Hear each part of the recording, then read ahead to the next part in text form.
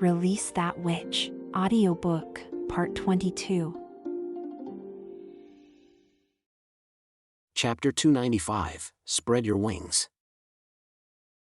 Nightingale felt her heart unexpectedly flinch when Roland got hit. The surrounding noise suddenly faded out and she desperately wanted to help him up, but her body was cold and stiff, leaving both of her hands trembling slightly. Other than her internal exclamation, she was not even able to take a step towards him. She was afraid that Roland would freeze in her arms. She was also afraid that he would never wake up again. Simply thinking about it made it hard for Nightingale to breathe. She had not been this overwhelmed since she recovered her memory. Anna was still the first to react. Rushing over, she squatted and covered his entire wound with a massive black fire. It started to smoke under the lightless fire, which was emitting a buzzing sound. Roland's broken arm was charred once the black fire dissipated. The trickling blood had stopped. Oh yeah, this was the emergency measures he was talking about during the first aid class. What to do next? Wrap up the wound, and quickly send him to the hospital for Nana. Nightingale swallowed her saliva and looked around the basket. No, they can't. Nana isn't in the hot air balloon but back in Border Town. We'll have to go back. We must go back as soon as possible. She slowly turned her head to the southeast, in the direction of the town. Suddenly, the ferocious image of the demon's bared fangs and claws flashed through Nightingale's mind, bringing her thoughts back to the basket. All at once her hearing returned and Nightingale could hear a cacophony of shouts from the panicking witches, the sound of gunshots, and the roar of the enemy. Once the cold had subsided, she was able to arrange her thoughts into a sentence. There's no way to return to Border Town in time without first defeating the demons. Lightning! Anna anxiously shouted, protect the hot air balloon so it can land. Although the little girl looked pale from seeing Roland unconscious, she nodded and clenched her teeth as she floated up from the basket. No, Nightingale thought, look at her appearance, she won't be able to take on a demon. Like most of the witches, she's never experienced combat with a real enemy before. The only person here who could defeat the demons was Nightingale herself. Taking a deep breath, she pushed all thoughts of the injured Roland from her mind. The two demons were still attacked them from the front and rear. Fortunately, their spear-throwing arms were dry and thin like fire kindling, which indicated that it would take them a while to recover. The demons were about 50 meters away from the hot air balloon. This distance was not enough for her since she could easily fall while spreading her mist in the air. The further her distance was from the ground, the fewer flashing lines there were, and if she stayed on the same line for a long time, she could easily be torn into pieces during the change of direction and the up and down. The enemies realized that the battle would become harder for them once the hot air balloon touched down on the ground. One demon was shouting something while waving its left hand that had only 3 fingers. And then it pulled up on its mount, flying straight towards the hot air balloon. While the other demon kept pouncing towards Lightning. The demonic beast, with the gigantic flapping wings, was stalking her just like that an eagle hunts a squab, wearing her out by forcing her to constantly dodge. As Nightingale expected, Lightning could avoid taking damage due to her flexibility, but she was unable to aim and fire. Even the other witches were afraid of hurting the little girl and had ceased their fire. The demon that was flying towards the hot air balloon commanded its mounts to bite and scratch the airbag. Luckily, Soraya's special coating was tough enough to withstand the claws and teeth of the demonic hybrid, and it could not get a grip. Realizing that it was having no effect, it roared and flew further from the balloon, which appeared as if it were going to knock the balloon off kilter. Nightingale saw her opportunity. She spread her mist and stepped forward without hesitation as a slightly glowing thread appeared above her head. She stood directly on the airbag as the silhouette of the hot air balloon started to change. Although her body was parallel to the ground, she felt like she was walking upright and quickly climbed to the top of the balloon. At this moment, the demon was rushing back. In the black and white world, Nightingale was surprised to find that there was a mass of magic, a magic cyclone, that was slowly rotating within the demon's body, and a sparkling stone that was embedded in its thin arm. Even they have magic power? However, now was not the time to worry about this. and it was time for her over 10-meter sprint. Nightingale jumped out from the mist and appeared behind the demon, just as it was about to hit the hot air balloon. The body of the demonic beast with the gigantic wings began to sink due to a sudden increase in the weight it was carrying. Realizing something was wrong, the demon quickly turned back, but it was greeted by the roaring 12mm pistol. "Go to hell!" The bullets rushed out of the barrel, flames and the smoke surrounding it, before instantly penetrating the demon's headpiece, blowing a bowl-sized hole out of the back of its head. There was a thick spray of blood, followed by a pungent smell that permeated the air. The enemy fell down, still twitching, and the demonic beast rolled across the hot air balloon. Unfortunately, while Nightingale was trying to return to the top of the airbag, the falling body pulled the reins to the side and the mount flipped, pulling her with it. She did not have time to react and was not able to return to a safe distance on her own. Although the balloon had been descending, it was still over 100 meters away from the sea. Entering her mist during a fall would be akin to committing suicide. She would be cut in half if she hit any thread during the uncontrolled fall. "Nightingale!" She heard her sisters screaming in horror, but there was no helping the situation. Lightning was fighting with the remaining demon and Maggie would not have enough strength to pull her up, even if she transformed into a sea eagle. Nightingale was sure of her impending death.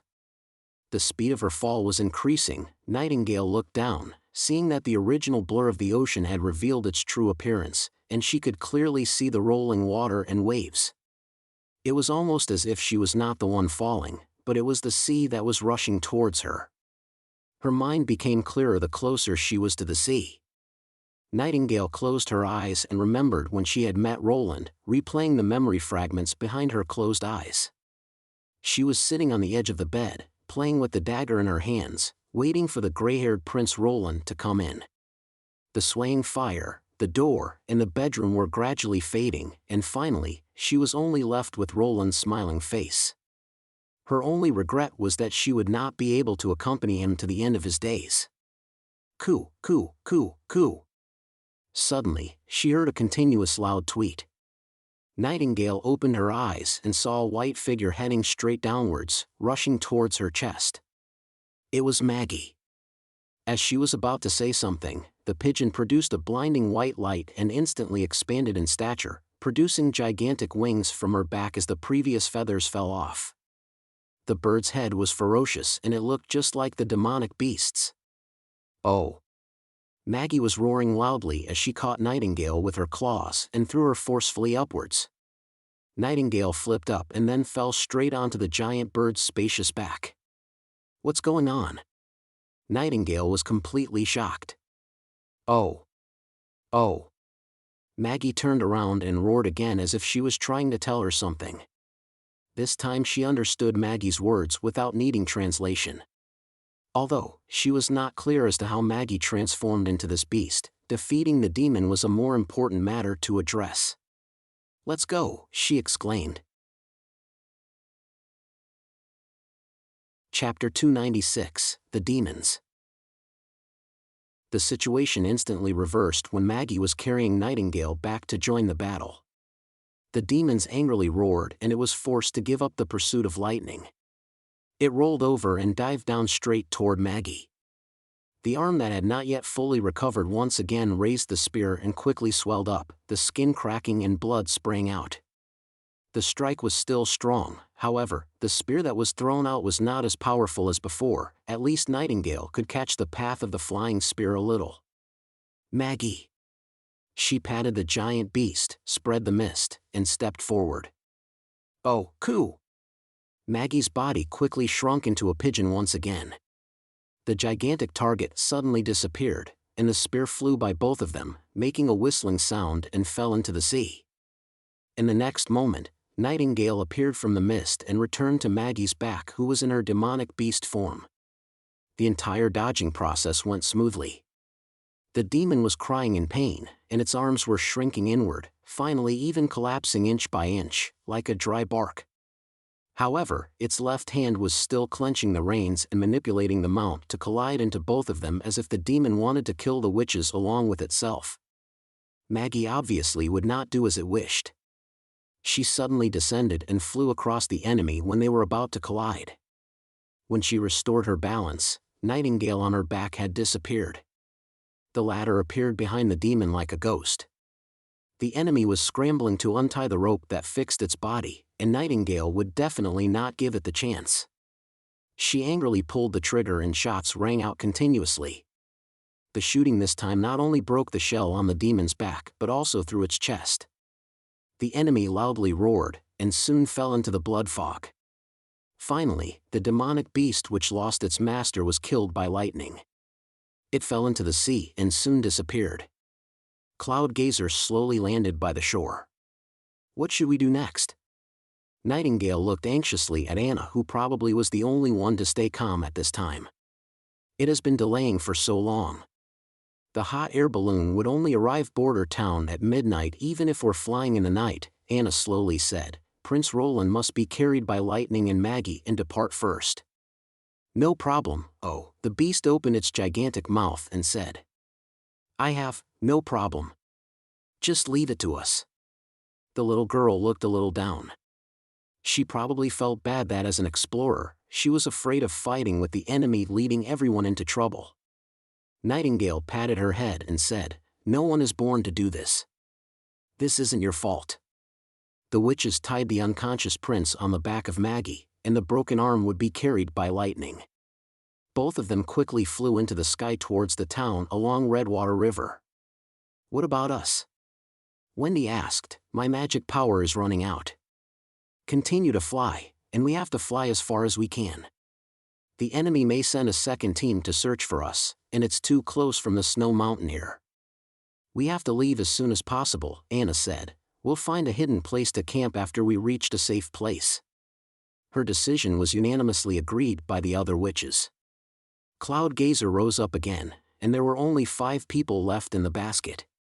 How did the demon find us? Soraya said with puzzlement. The hot air balloons and baskets are painted with skylight camouflage, and it's hard to discern at a height of more than 2,000 meters even with a telescope. A huge demon. Sylvie frowned. It crouched on the top of a black spire with a head bigger than the body, and it was covered with countless eyes. I just took a glance at it. All its eyes looked at me, and then hundreds of demons came out from the ground as if the whole area was boiling. There's still such a monster? Soraya gasped. Not only that, both of the flying mounts are also very strange, Anna said while thinking. The blood that gushed out from their body after getting shot wasn't black like the ink but dark blue colored, and it was completely different from the demonic hybrid we encountered in the Months of Demons. It's similar to the demon instead, Soraya added. I saw that the first demon Nightingale shot had blue blood. Are they not demonic beasts? Sylvie asked. I don't know. However, it's good that Maggie can transform into them, Wendy emotionally said. If it's not for her to save Nightingale, we're probably going to be in danger. She's able to evolve, Nightingale, who was quiet, suddenly said. I could see the magic power in her body is no longer a massive rotating cyclone but has turned into a fixed appearance. It looked like a pair of white wings when I was in the mist. Lightning was hugging His Highness' arm, feeling extremely guilty. The demons simply looked ferocious, but they were not undefeatable in the air. His Royal Highness would not be so seriously injured if Lightning left the basket to stop the enemy from the beginning. To come forward to protect the companion was an obligatory responsibility of the explorers. Thunder would be the first to lead the soldiers to break through all the dangers during the Fjord Sea adventure. He would never step back whether it was against the pirates or the deep-sea monsters. For the first time, Lightning realized that the distance for her to be an outstanding explorer was still very far. However, she remembered her father also mentioned that fear could be resolved through the understanding and familiarity, while the skills could be mastered through the repeated training. She determined to beg His Highness to give her a special pistol when he recovered, and she would ask Nightingale to train her on the shooting and fighting skills. How's His Highness doing? Oh. Maggie muttered. Her voice was hoarse and muddy as compared to when she was a pigeon. It felt like the wind that blew out of the stone cave. I could feel his body getting colder. Oh. The little girl tightened her fists, turned around, and flew to Maggie's back. Roland looked totally lifeless with his eyes closed, pale lips, and messy gray hair. The blood on his clothes was solidified, and the burnt black wounds looked extremely horrible. She gently put her hand on his neck, a weak beat proving that the prince was still alive, but his fingertips were scarily cold. "How much magic power do you left with?" Lightning estimated the journey and said, "We have to move forward at full speed." "Sure, oh." When both of them arrived in Border Town, the little girl was already feeling dizzy. The extremely high speed not only quickly depleted her magic power but also was a great burden to her body. She clenched her teeth and used her final effort to fall directly into the parvis of the castle, and shouted at the guards who were rushing into the parvis after hearing the noise. "Quickly summon for Miss Nana. Prince Roland, His Highness is wounded." Chapter 297, The Blazing Heart. Roland opened his eyes and found himself lying on a big soft bed. There was a familiar ceiling above his head, and even every crack coincided with his memory. "This is my bedroom?" He turned his head to look at both of his shoulders. Both his left and right arms looked completely intact. He even tried to move both of his arms, and they were working fine. Everything was like a dream. However, he knew that it was not a dream and that the investigation of the demon and the attack were facts, things that had certainly happened. That he was safely lying in his bedroom showed that they had escaped the pursuit of the demon and successfully returned to the castle. However, did all of the witches return safely? Thinking about it, Roland's heart sank. He attempted to prop himself up, but his arms felt feeble. Just when he was about to call for someone, he saw a row of witches leaning against the wall opposite the end of his bed. Anna, Nightingale, Lightning, Maggie, and Nana, they were all leaning against each other and breathing smoothly with their eyes slightly closed. They looked like they were sound asleep. Roland quietly lifted up one corner of the curtains and he found that the sun was rising from Redwater River. It looked like a dazzling gold was sprinkled upon the earth. "You are awake?" He turned around, and Anna already opened her eyes. She was slowly walking towards Roland while kneading her sleepy eyes. "Yeah, I'm awake." "The other witches? They all returned to the town safely. In fact, you're the only one who was injured." "Is it?" Roland was relieved and said, "That's really good." "You're an idiot." Before he could refute her statement, Anna firmly hugged him. The arms that were buckling behind him were powerful that they were almost embedded in his flesh. Anna's actions awoke the other witches. "Your Highness." They stood up in surprise and came around. The second to hug Roland was Lightning, followed by Nana and then Maggie. Nightingale hesitated for a while and then held everyone in her arms from behind. For a long time, everyone hugged in a group like they did not want to let go. The moment seemed to freeze time. After breakfast, Roland figured out what had happened after listening to the detailed story. The witches defeated the demon pursuers together and let Lightning and Maggie bring him back first. His broken arm quickly recovered after he was brought back to the castle to accept Nana's treatment. However, he lost consciousness for an entire day due to the severe blood loss. It was now the 4th day since the departure date. The action this time was a little careless. Roland did not expect the demon to actually discover the hot air balloon that was coated with the skylight camouflage from over 5 kilometers away. According to Sylvie, the giant multi-eyed demon did not appear to notice them until she had fixed her eyes upon it, and it was at that moment that it instantly aimed at her with its eyeballs. He had never heard of this investigation method before. Other than Sylvie's eye of truth, even looking through a telescope, everything would be a blur at such a distance. It was even more difficult to see what the demon was doing over such a distance as the red mist was covering the top of the spire. But still the demon discovered them? Having said that, the harvest of the intelligence was incredibly good despite the fact that they had incurred major risks. The demon was no longer a mysterious and unknowable hell messenger. They owned urban and organizational systems.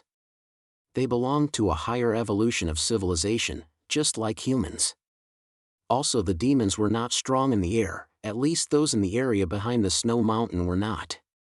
Hundreds of demons drilled out from the ground, and they had ended up with only 2 of them pursuing them on mounts, which meant that flying was still a rare ability for them. For now, it was still unknown whether the mounts were rare, or the riders were rare. However, in general, this was good news for Border Town.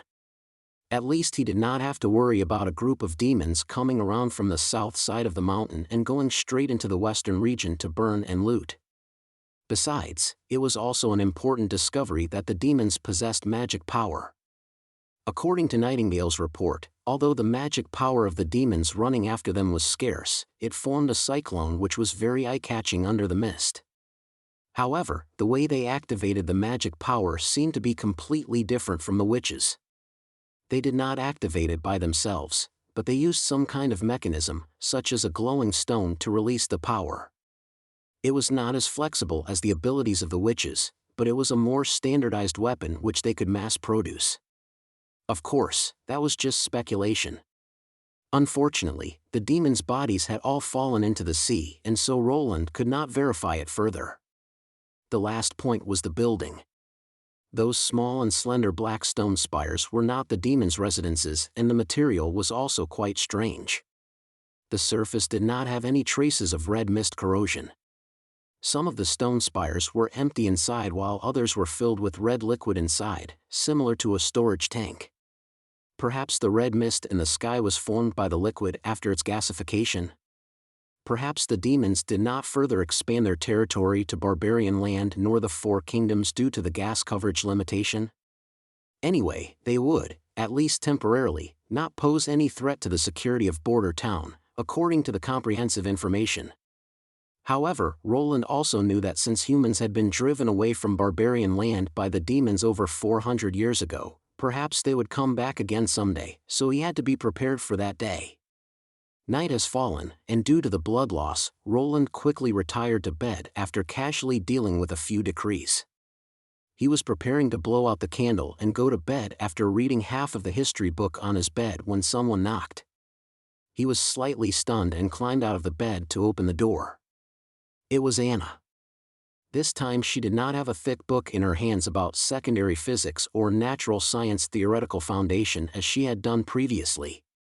With nothing in her hands, she was walking into the room dressed in a white sleeping robe. She did not even wear shoes and her delicate feet touched the floor without making any noises. Roland swallowed his saliva. Anna shut the door behind her and locked it. Then, she held Roland's hand and walked to the bed. Her flowing hair had just been washed and it was flashing with the golden light of the candle. It smelled fragrant when he was close to her, and the enchanting fragrance was not from rose-scented soap, but from her own body. Her long eyelashes were slightly trembling and her cheeks were blushing. Her blue eyes looked like autumn water. Although she looked a little nervous, there was no trace of anxiousness, and she stared at Roland determined. He understood Anna's meaning despite the fact that he had never experienced anything like it. This. I don't want to wait anymore, Anna whispered, especially after experiencing such a terrifying encounter. She paused and continued to say, I don't want any regrets. Chapter 298, The Dream. I understand, said Roland, lifting her up by her waist and gently putting her on the bed. However, such simple action had made him breathless. He uncovered the thin blanket and turned into the bed while Anna moved closer to him from the side and rested her head on his arm. Should the next step be foreplay? He noticed that himself was getting nervous as well. It can't go on like this. As someone experienced, I can't possibly make a fool of myself in front of the lady. It may be necessary to ease the atmosphere with some simple chit-chatting before taking action, such as telling a dirty joke. When he was contemplating hard, Anna softly said, Had you thought that you may be killed when you pushed me away on the hot air balloon? Roland startled as he did not expect Anna to ask this question. I just subconsciously did it. You're the ruler of the kingdom of Grey Castle and the witch's hope, she whispered, I'm not worth it. It's not about your worthiness, Roland said with a light chuckle, I couldn't simply sit there and watch you being attacked. In fact, I thought it over again after I woke up. Even if I had time to think about it before I did it, I'll still do the same if things did not happen so suddenly. I can't stop you, can I? Well, no. Roland pinched her nose with his other hand. Anna's eyelashes drooped down and she was quiet for a moment before saying, "Can you tell me about your past? I want to know more about you." "Well, the past?" Roland exhaled. He searched the memory of Prince Roland, but he stopped when he was about to tell a few funny stories in the palace. His past did not belong here but another completely different world. "I used to live in a big city and it was really, really big. Yeah, the Kingdom of Grey Castle is many times bigger than Border Town. I was not different from the common people, witty but not very smart. I was always praised by the teacher because I was studying really hard. However, he didn't know that the stubborn doodles on the wall were painted by me." "Of course, he didn't dare to blame you," Anna softly whispered. "Haha, not really, he didn't need to do anything to me as long as he told my parents." Roland shook his head with a smile. "They showed no mercy when they were punishing me back then. After that, my teacher kept changing as I grew older from elementary teacher to mentor, and I finally completed all my studies with neither good nor bad grades. Of course, after all, I was always a bit worse than the other kids." He was slowly telling his experience after slight rendering it with his eyes half closed as it had been a long time since he experienced such an open and unbridled communication. He had been playing Prince Roland's role since he came here, and he felt that he had returned to the past at this moment as if he was lying in a classical hotel with the girl he liked, sharing about their daily life, and he felt gradually relaxed. Maybe it's time for the next step? Roland slightly turned his head, but he found that Anna had closed her eyes while her chest that was rested on his side body was undulating like a cat that fell asleep. He was surprised, and then he could not help softly chuckling. "I see. She was tired." Thinking about it, the witches were curling up to hide in a small cave in the mountains, and they had to always beware of the wild beasts and demons' attack that they almost did not sleep for an entire night. Furthermore, they had to continue Rising Cloud Glazer up at the dawn to return to Border Town. Anna had spent an entire night looking after him in his bedroom after they returned. Of course, she was tired now as all the exhaustion easily erupted under such restless circumstances since she had not taken rest for 2 days and 2 nights. Perhaps her decision was also made in an anxious waiting. Although he felt a little unfortunate, Roland did not really care about that as they still had a long way to go. He leaned forward to kiss Anna's long eyelashes and softly said, "Good night." When the morning light shone through the crack of the curtain into the room, Sylvie got up from the big bed and yawned a few times. The experience these few days was like an unbelievable dream since they were being discovered by the demon to the air battle and finally escaped and returned to Border Town. She felt that it would not be as nervous and exhausted even if they were chased by the Judgment Army from the church. "Good morning." Wendy had already changed and she was about to wash up with a bowl of water in her hands. "Good morning." Sylvie nodded. "You wake up really early." "I'm old," Wendy smiled. "The sleeping time is getting shorter as well." "Ah, it's already dawn?" Nightingale rubbed her eyes. "It seemed I'll need to make up with an afternoon nap." "You didn't sleep well last night?" "Well, I dreamt a lot." Sylvie disapprovingly curled her lips as she clearly saw Nightingale went invisible and headed to the 3rd floor of the castle, wandering in front of Roland's room for a long time. Although Sylvie did not know what she was doing due to Nightingale's special ability, she came back very late at night anyway. "Last night, didn't you?" Nightingale suddenly turned around and stared at Sylvie, who was just about to speak. Her squinting eyes were self-evident and Sylvie quickly stopped. The strength of the #1 combat witch in the Witch Cooperation Association was obvious, and the scene of her killing the demon in the air like a fleeting ghost was still vivid in Sylvie's mind. Lady Ashes would not even be her opponent if she was put in Sleeping Island. Sylvie felt she was better not be overly curious with her silent warning.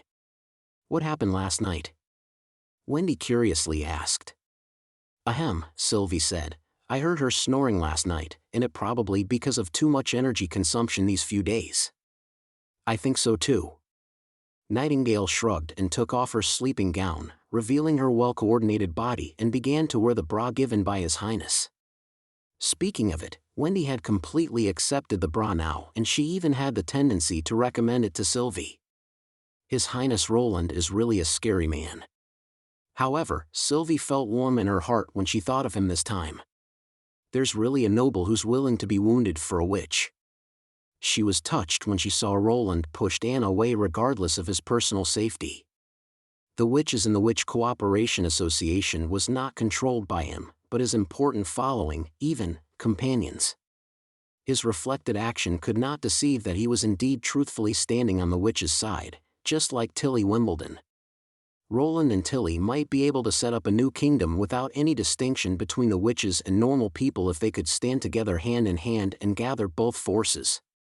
She decided to write a letter to Lady Tilly. It's wonderful that Your Highness Roland is your brother. Chapter 299, The Intelligence and the Messenger. Garden Mansion of Inner City in the Kingdom of Grey Castle. Today was the scheduled information exchange day. Theo was sitting on a couch in the living room waiting for the arrival of the members of the Dove and Hat acrobatic troupe. The inner city's door closed early in the evening after autumn so that the secret party had to be changed to the afternoon. Hill Fox was always the first to reach the mansion. He was wearing a blue velvet open-collar jacket with a pair of light gray tights and moccasins along with a white tie around his neck, just like a noble.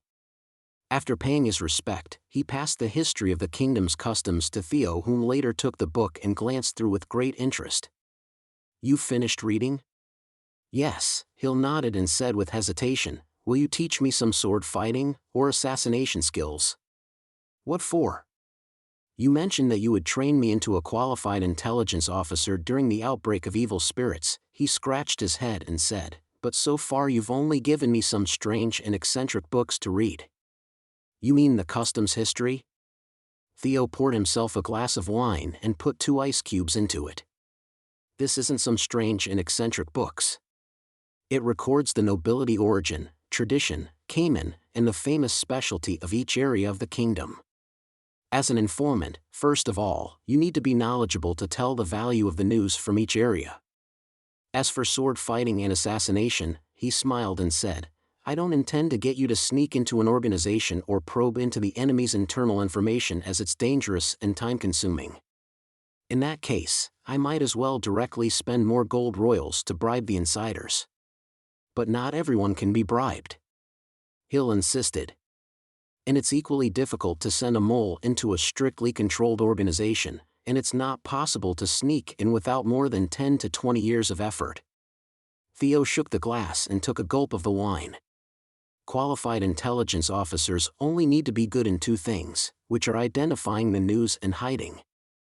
The books I've been giving you are the basis for identifying the news. As for the second point, as a member of the acrobatic troupe, you should be more experienced than I am. For example, you dressed well today." Clown and the others were also rushing to this secluded house as Hill Fox lowered his head and contemplated about Theo's words. "Your Excellency, they all have arrived." "If so, let's get started." Theo set down his glass and opened up the notebook. "Who'll be the first?" "I'll speak first, Your Excellency." Rockhill, who had a strong build, was the first to speak. "A batch of newcomers has moved into the camps on the King's City's eastern suburbs." The news slightly surprised the guards as they did not expect the first information to be bad.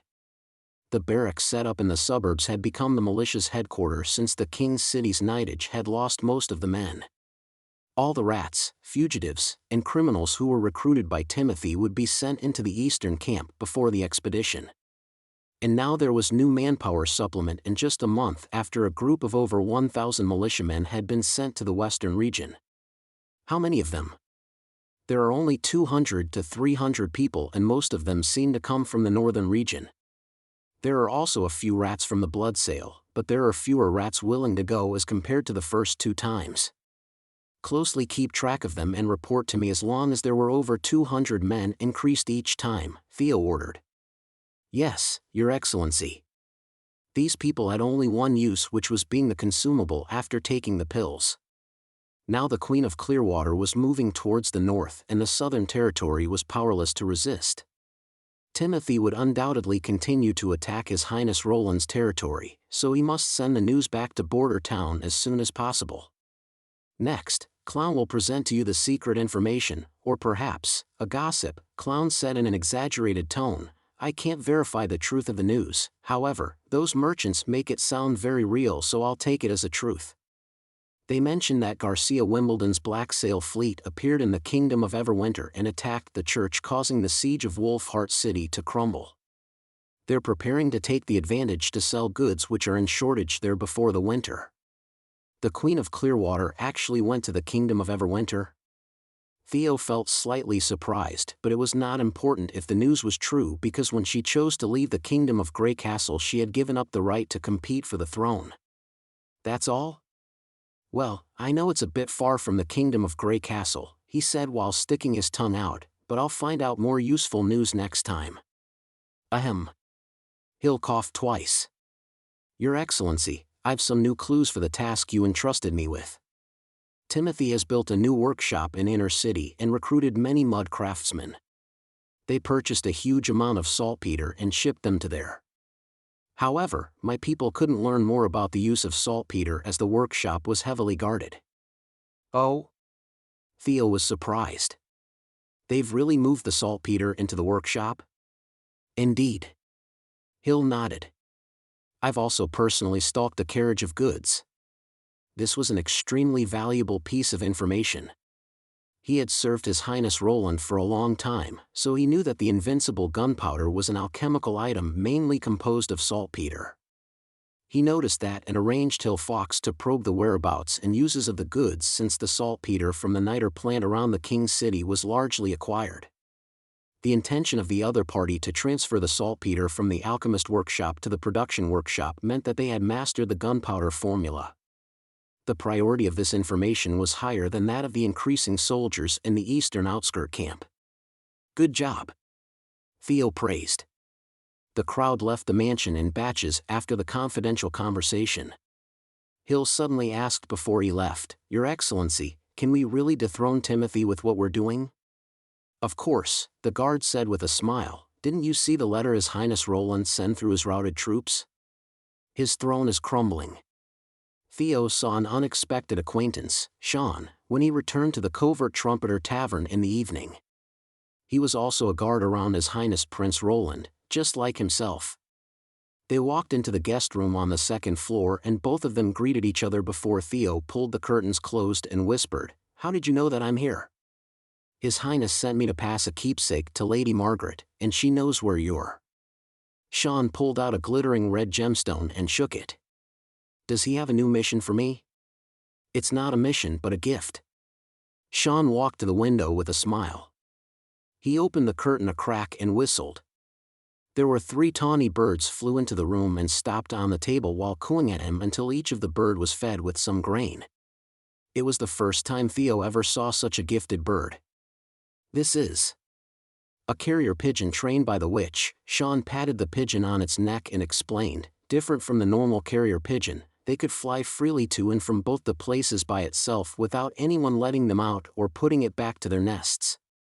All you need to do is to give the pigeon a specific command and they'll send the news to His Highness.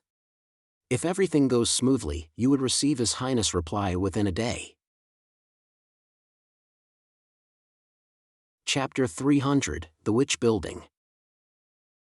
Oh. In the newly built castle backyard, Maggie fiddled with her wings and tail, twirling around to show everyone. Roland, who had already heard what had happened from the other witches, was still stunned when he saw the demonic beast form of Maggie.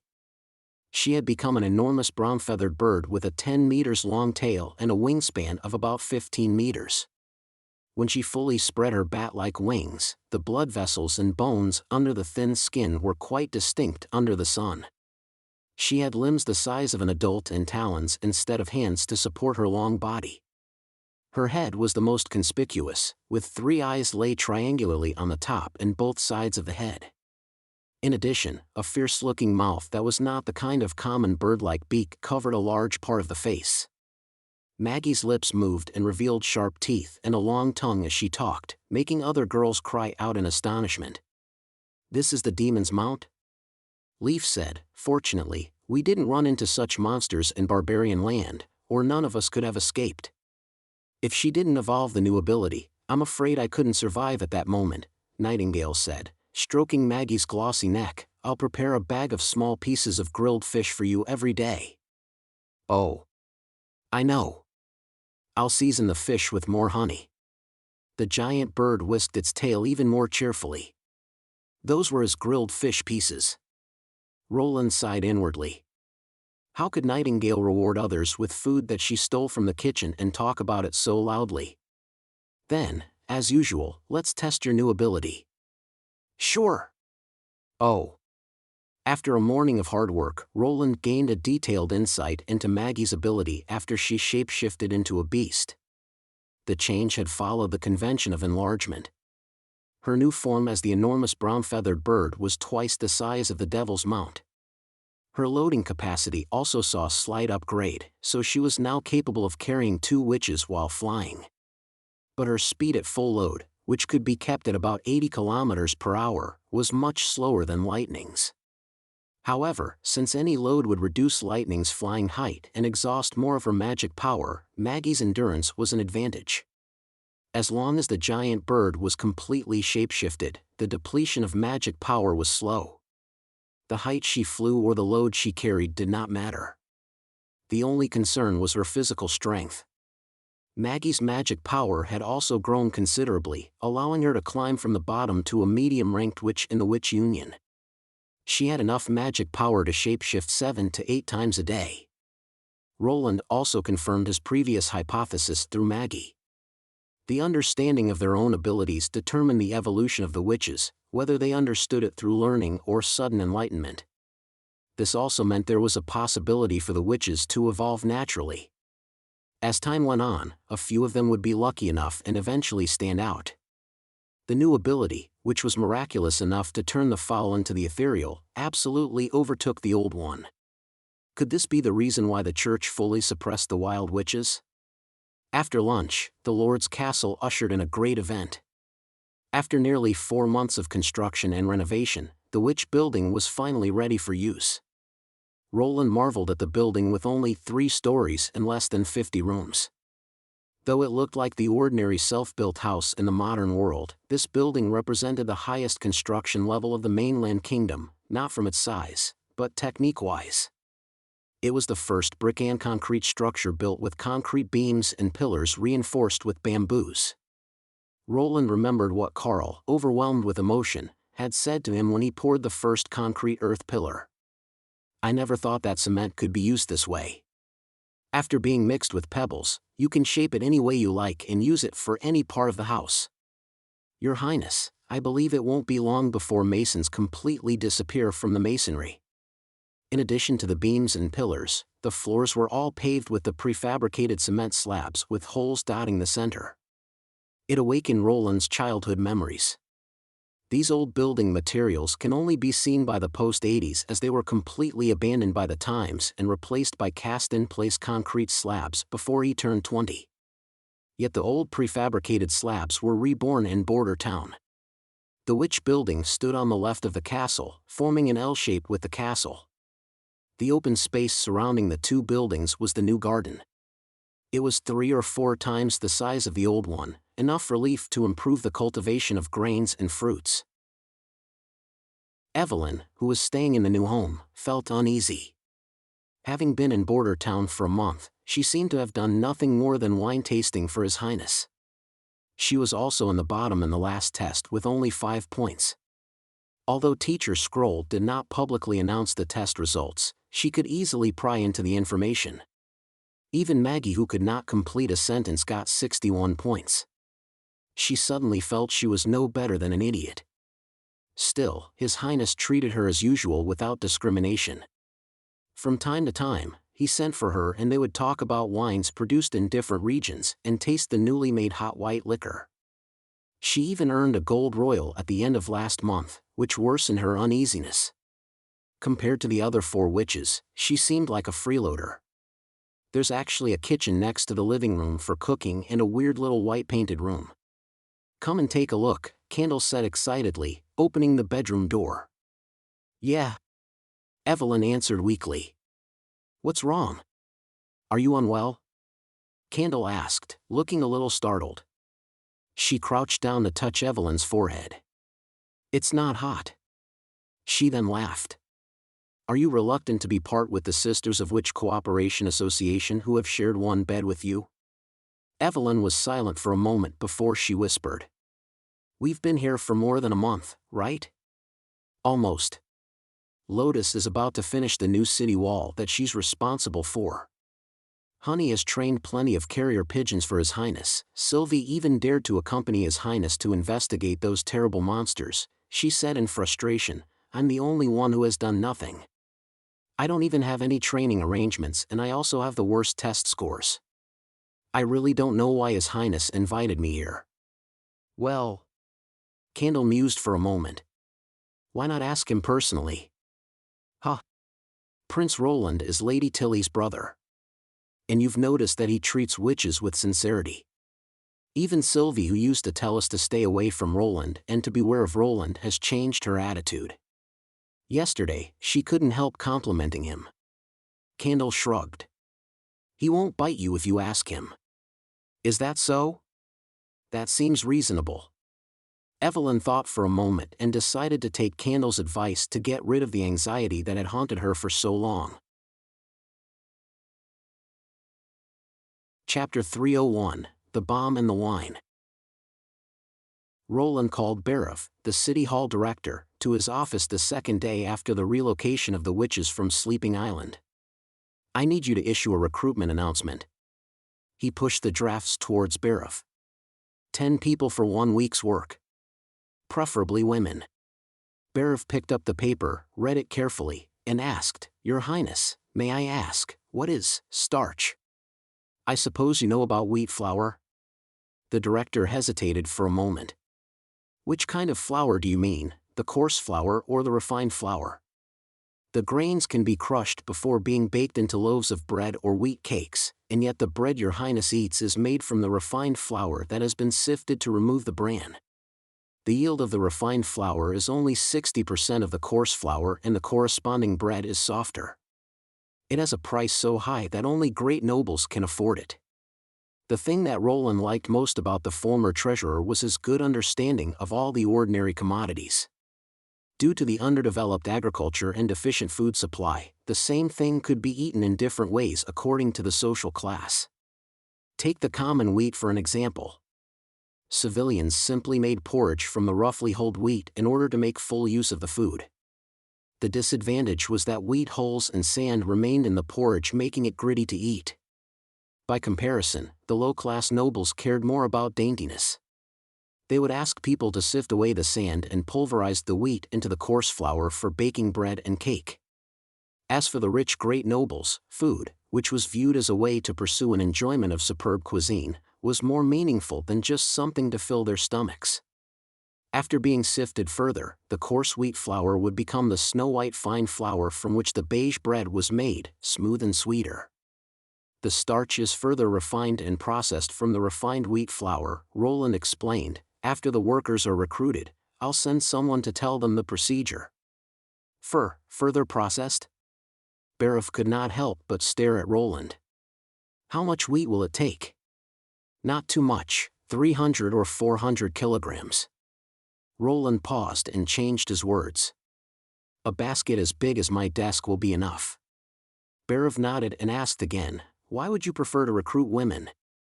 Because they're more careful, and I want to see more women employed rather than them just staying at home. Roland suddenly remembered something and he continued, at present, in Border Town, of all classes established by the universal education, the woman's class seems to be progressing more quickly, correct? That's indeed the case, with Lady Scroll mainly in charge of the Ministry of Education.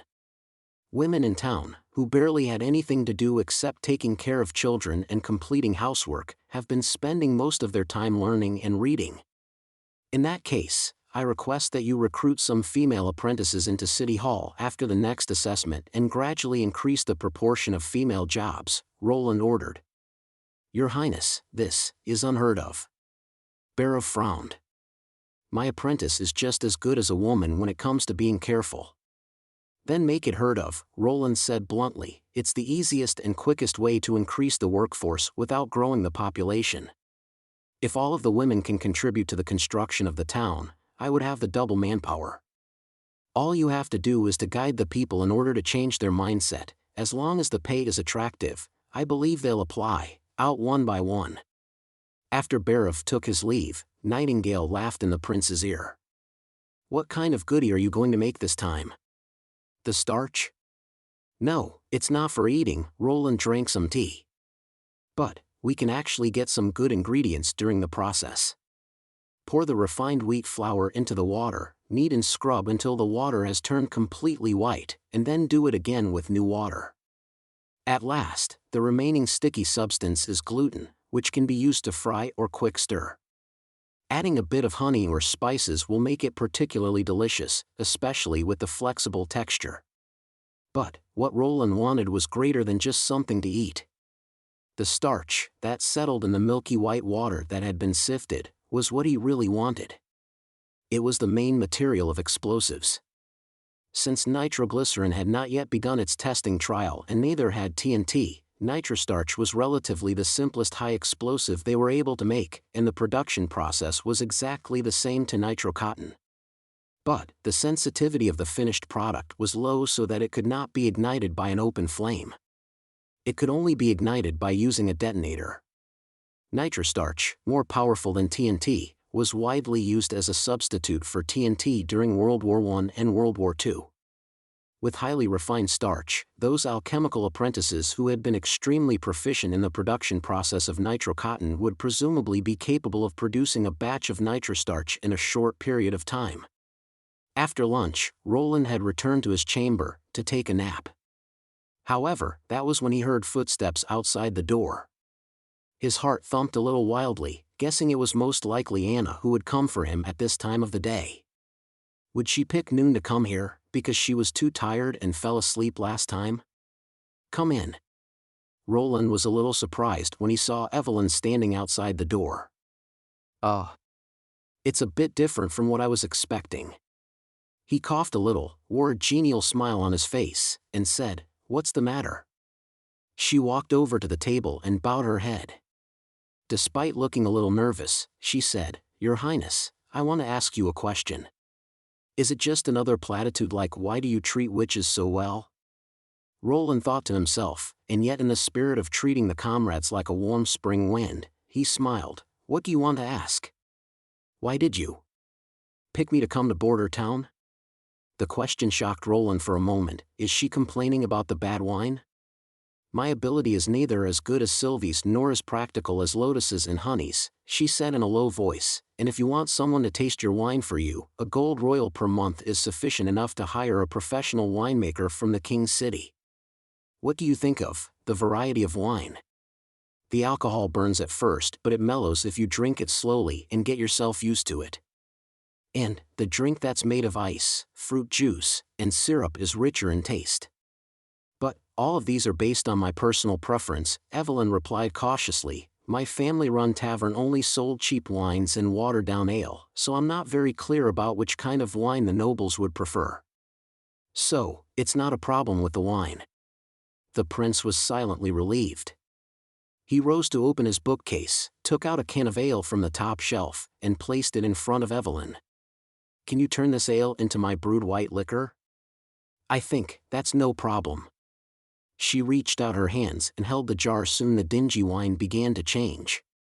While bubbling, the ale was gaining clarity and then finally became as transparent as boiled water, which was marvelous to Roland, who could already smell the strong bouquet of the transparent liquid. He could not wait to dip his finger into the liquid and have a taste. He felt the bitter and burning sensation, which was the exact taste of high-proof alcohol. Roland could not help but laugh. This is what you're chosen for.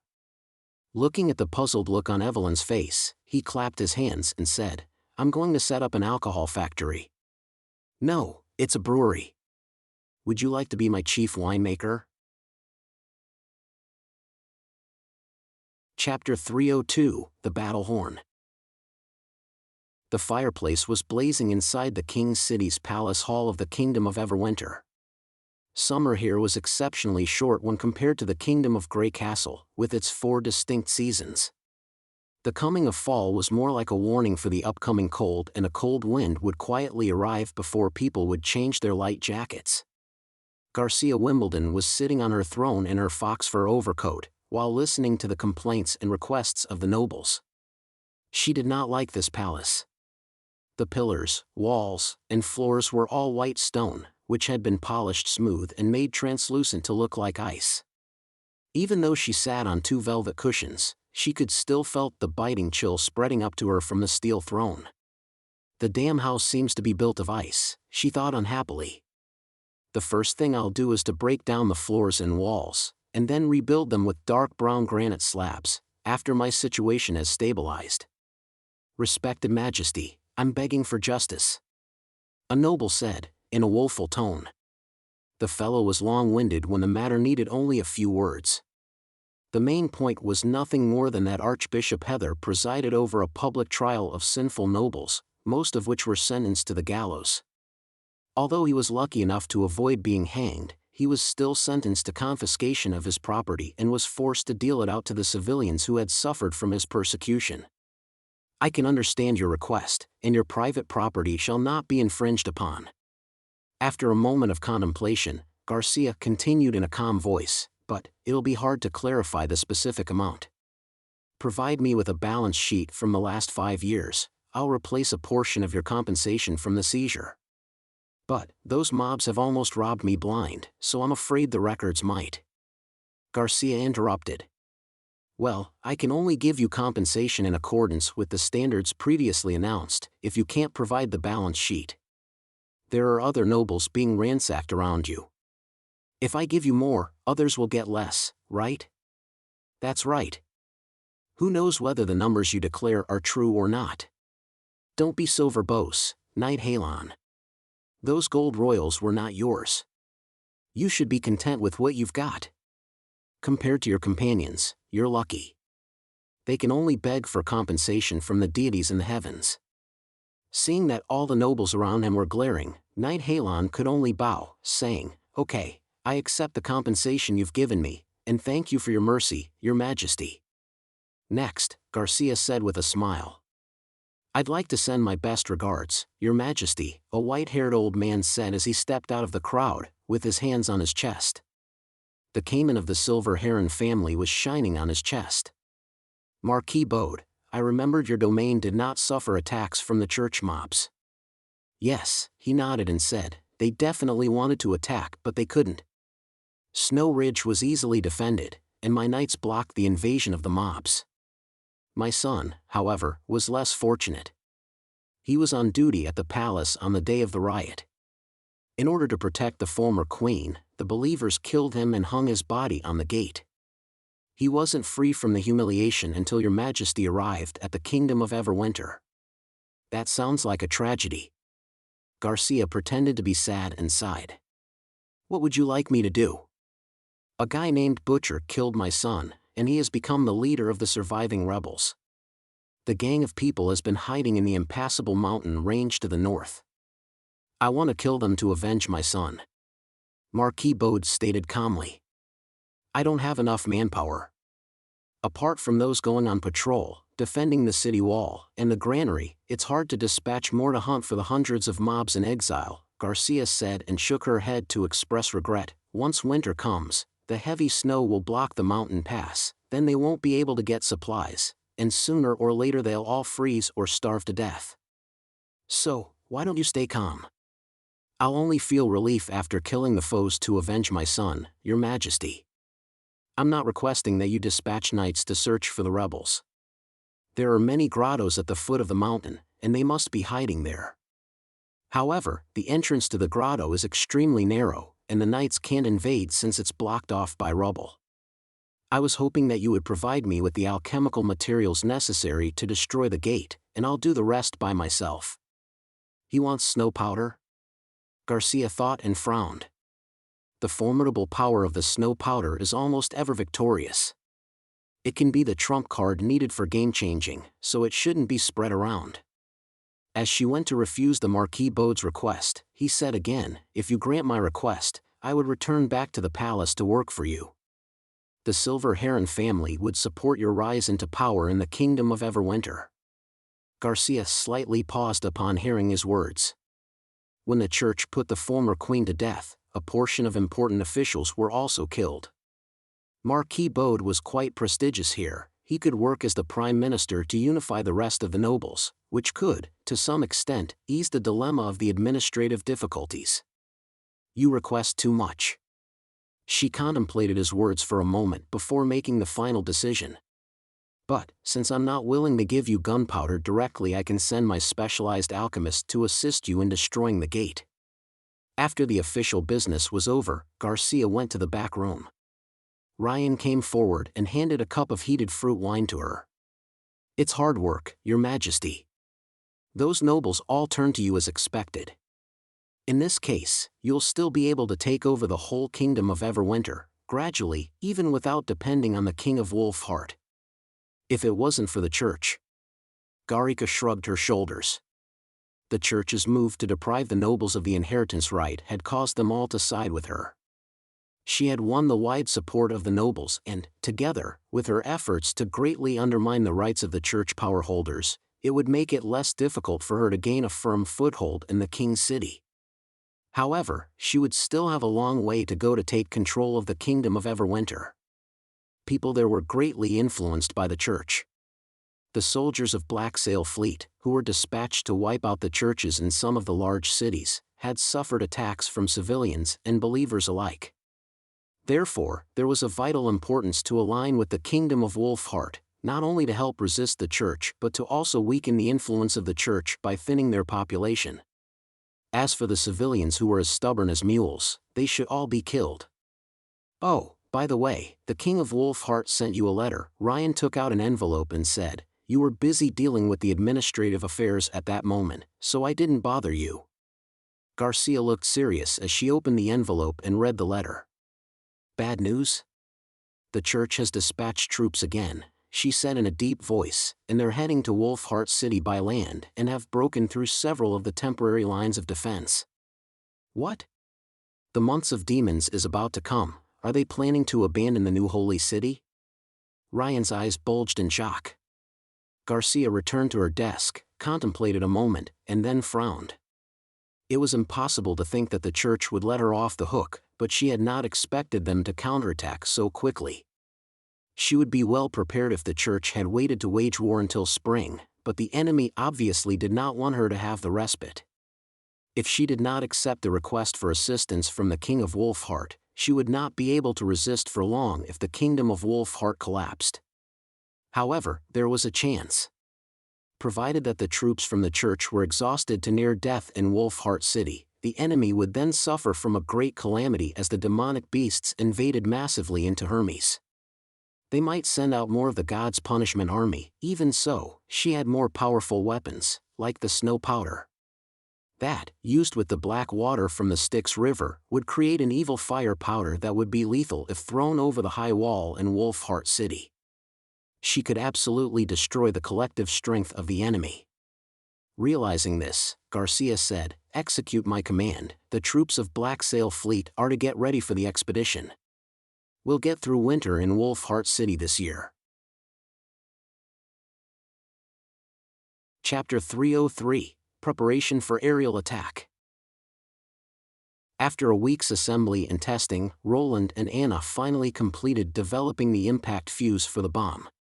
Compared to the fuse for the artillery shells, there was no need to withstand high temperature and pressure, nor high G overload when during the detonation. That's why the structure was surprisingly simple. But even for such a simple thing, which was made up of a firing pin and a spring, they had to conduct countless experiments to succeed. The main issue was that no one knew how much elasticity the spring required to avoid ignition during an accidental fall. In the same time, they had to guarantee the firing pin would trigger the bomb during a normal launch. He and Anna could only test this by changing the thickness and the hardness of the spring little by little. Fortunately, Anna and Lucia had already done a lot of pre-work.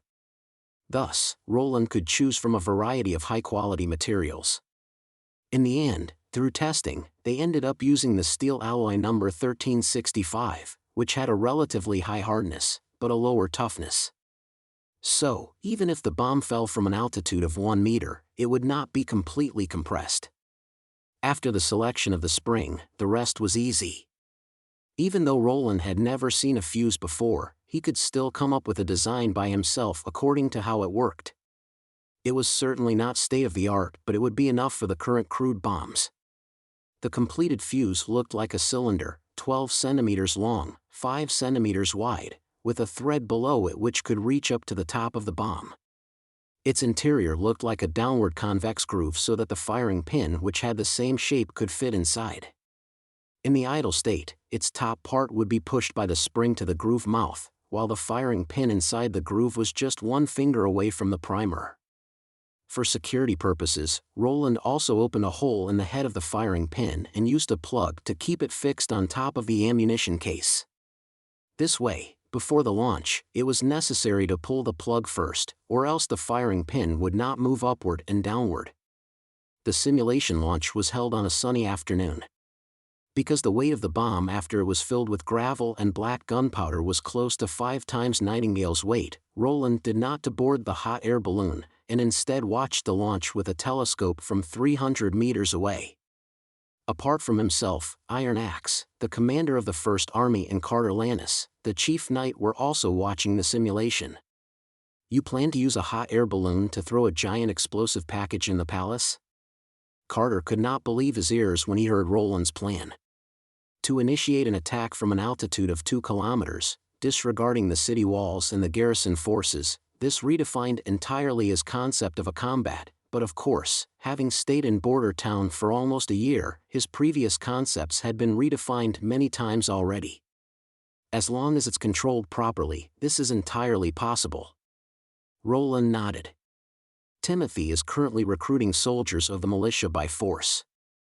If he isn't stopped, the Western Territory will definitely suffer from another attack of a drugged army. And even if we win, it won't benefit us at all. According to Theo's secret letter, Timothy still wanted to use his old tricks to decrease Roland's strength. He was not sure whether the people sent out from Barov would be on time to recruit as many people as possible to border town before it was too late. Supposing you successfully release Thunder's fury on Timothy's head, he'll be utterly scared. Iron Axe said excitedly, "It would be like an inescapable god's punishment." "I hope so." Roland smiled. Theo had mentioned in the letter that Timothy had probably figured out black gunpowder recipe and had opened a workshop in the inner city, planning to mass-produce it. After thinking carefully, Roland still decided to choose the palace as its target. The reason was simple. The palace was much more eye-catching. When looked from an altitude of 2,000 meters, even the most magnificent city of Grey Castle was half a palm big. Therefore, it was important to choose the target of the bomb in advance.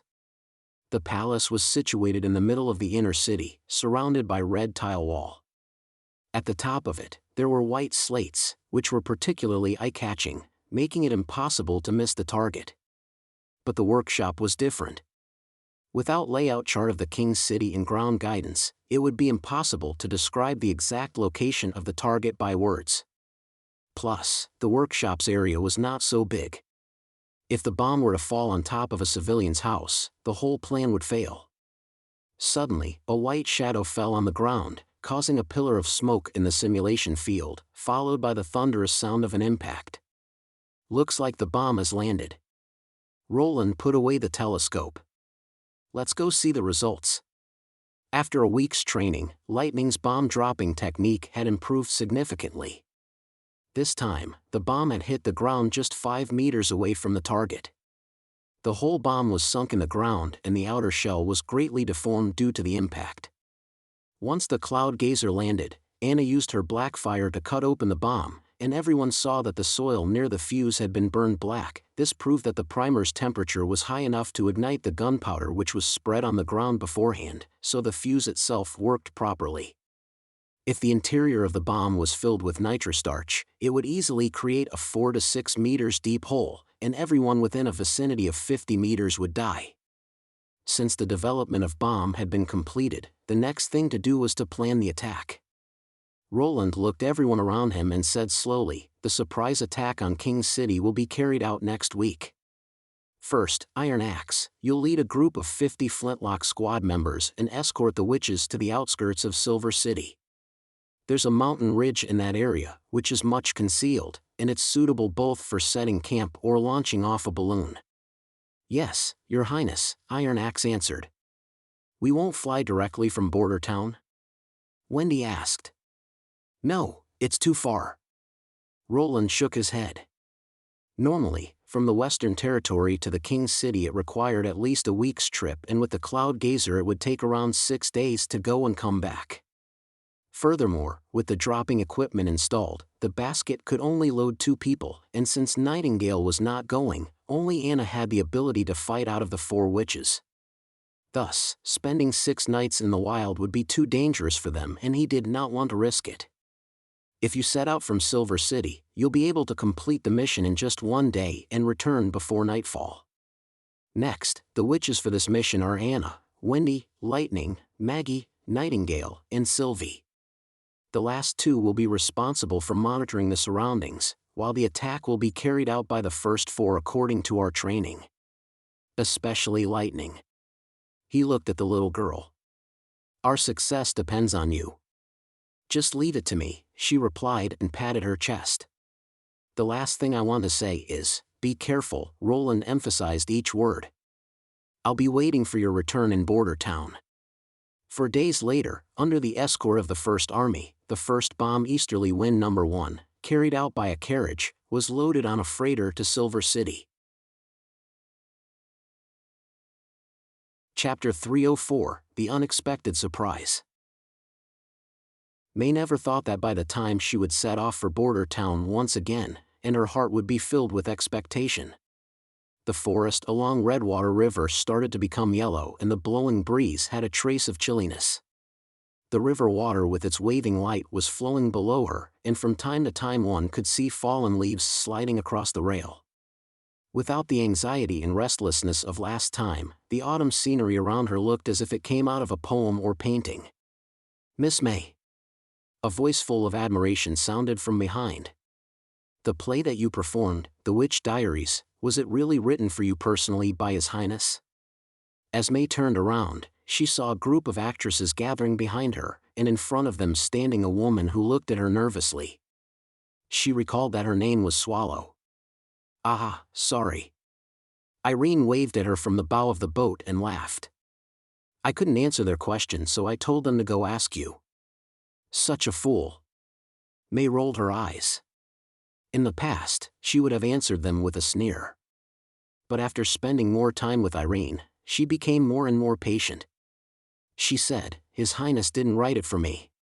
It was the Minister of Education of the City Hall, Lady Scroll, who wrote it for the witches." "Ah, is that so?" Swallow blinked. "We thought it was true when seeing you fight with Bella." "His Highness wrote it personally, and His Highness wrote it personally for me." These 2 sentences are so different, but yet they still manage to confuse the first with the latter, May thought. His Highness has approved both the script and the theatrical performance, so mocking the script indeed means mocking His Highness. In this aspect, I didn't lie to her. Have you met His Highness? I heard that he has the iconic long gray hair of the crown and is extremely handsome. Is that true? I also heard that he's romantic and has many lovers. Ah, really? Looking at this lively group of young girls, May could not help but frown. Damn it. She should have never responded to their curiosity. All right, stop bothering Miss May. Rosia came forward and sent them away while giving May an apologetic look. It's all right. She shrugged and continued to enjoy the scenery along the coast. I was the one who answered their questions after all. I don't understand. Rosia scratched her head. Why did you bring them along? Out of the 35 people, only 2 of them have previously performed, while 26 of them haven't even completed all of their drama classes. According to what you used to say, they can be considered as more the unhatched than the chicks. Even if the Lord's requirements for the play aren't so high, I'm afraid it'll still be hard for them to be accepted. If it's revenge against Bella that you seek, you should have persuaded some more experienced supporting actors. I never planned to let them all perform. Huh? The other was shocked at the spot. They can all read the scripts, correct? May smiled. Although there's still a long way to performing on stage, they can at least read and write. Haven't you realized that this type of people is exactly what His Highness needs? She paused for a moment. Do you believe that Prince Roland Wimbledon asked us to perform because he really loves drama so much? If it was Lord Petrov, then the answer would be affirmative. Before he started managing Longsong Stronghold, he used to go to the theater every week. But His Highness Roland, except for the first performance of a new play, he's never appeared in the town square, so the reason he's promoting drama isn't for pleasure but to pass on his ideas to the public by showing the performances. May continued, compared to the first plays, which emphasized on resisting oppression and that witches aren't evil, the new plays Dawn and New City aim towards people's recruitment and the message of getting rich through hard work. I'm merely following his wishes and do as much as I can to help out. So that's how it is. I never thought of this, Rosia said. To understand a script, apart from putting yourself in the position of the character, it's also necessary to contemplate and realize the true meaning of what it intends to reflect as much as possible. This is also a quality that a good actor needs to possess. Yes, thank you for your guidance. She bowed respectfully. Rest assured. May smiled. In case you don't want to perform anymore, you can still find a pretty good job in border town. You may even enter the city hall and become an administrative officer. After all, His Highness doesn't focus on status or family background. A career like that is much easier than that of a performer. As the ship arrived in town, May right away noticed Ferlin Eltek standing on the dock. Obviously, he was there for Irene. She could not help but sigh as she saw the girl throwing herself into his arms. Isn't that person Morning Light Ferlin Eltek? So he was not exiled by His Highness. The first night in the Western region, so nice. Shallow admired. I thought he would be with the star of the theater. Stop talking nonsense. Everyone stopped talking upon hearing May's cold tone. Quickly gather your luggage and disembark. Gate and Rosia will take you to the city hall and have you registered. Everything else will be arranged by them. Yes, everyone replied respectfully. As she came down to the docks, Ferlin, with his arm around his wife, approached and said respectfully, Miss May, Irene just told me about the clash in the theater. Thank you for keeping an eye on her. There's no need to thank me, May replied, they're actually targeting me, though it looks like they're offending her. Even so, I still have to thank you, the knight laughed. If it weren't for you, she would have definitely cried at that time. When the couple left, May curled her lip, carried her luggage alone, and walked towards the residential district. Even though she had given up on him, but seeing them together still made her feel a bit sad. Furthermore, that familiar figure also did not appear, even though he had promised in his letter that he would give her a surprise. Well, he was, after all, someone important to His Highness. Would not he be able to move freely like the morning light, right? Having arrived home, May put down her luggage and felt a sense of relaxation that she had not felt for a long time. She took a long breath and walked to the cupboard to take out some white liquor. Just as she was about to pour herself a drink, she heard someone knocking the door. At the door, Carter Lannis was standing before her. I didn't expect you to arrive an hour earlier. He wiped the sweat from his forehead. I came here straight from the barracks when I heard that the ship from Longsong Stronghold had arrived. Curiously, even though he did not wait for her at the docks to escort her, her mood instantly became better after seeing him like this. Would you like some drink? No thanks, I'm on duty this afternoon. Carter waved his hand. All right. She nodded. His Highness's work is more important. I wanted to give you a present. The chief knight took out a white wooden box from his pocket and handed it to her. Is this the newest product from the convenience market? May asked curiously as she took the box. When she opened it, she saw a yellow-orange ring. At the top of it, there was a transparent gemstone, which reflected various colors of light from the autumn sun that shone through the window. Without a doubt, the ring was priceless, something unlikely sold in the convenience market. And when nobles gifted a ring, it meant. She could not help covering her mouth. Miss May, will you marry me? Carter asked earnestly. Chapter 305, The Chemical Breakthrough. It had been 4 days since the witches and the First Army departed. According to the plan, they should arrive at the Silver City suburb the following afternoon. Since they were equipped with Honey's carrier pigeons, Iron Axe, Anna, and Nightingale sent Roland letters every day. Though they were not as fast as mobile phones, they were not slower than newspaper messengers. If there were more carrier pigeons, with birds flying between them all the time, maybe they could achieve the effect of texting. With Nightingale away, the chief knight had taken over the task of defending the castle. Roland was puzzled to see that Carter had been especially cheerful these days. It seemed that he had encountered something pleasing. Was being Roland's personal bodyguard the cause of this extra cheerfulness? Roland shook his head and focused on the report from Carl Van Bate, the Minister of Construction. Over the past month, with the assistance of the witches from Sleeping Island, they had made amazing progress on the construction projects in Border Town. The first was the successful completion of the steel bridge across Redwater River. Compared with traditional stone and wooden bridges, the steel bridge was much easier to construct. The main body of the bridge was prefabricated, and then it was hoisted and assembled into place. 2 floating islands raised by Lotus in the river course further simplified the difficulty in erecting the bridge, shortening the construction of the main bridge astonishingly into a month. By modern standards, this bridge was short and narrow, with a simple structure and low load capacity, making it a project that was purely a waste of materials. However, in this era it could be regarded as a magnificent bridge. It had a total length of 100 meters. The surface of the bridge was flat and wide enough for 2 carriages to move side by side. The bottom of the bridge was high enough for the inland river ships to pass through, something impossible for any of the heavy stone bridges. Secondly, Lotus's new city wall had also been completed. This purely mud-built city wall had increased the size of the town twice over.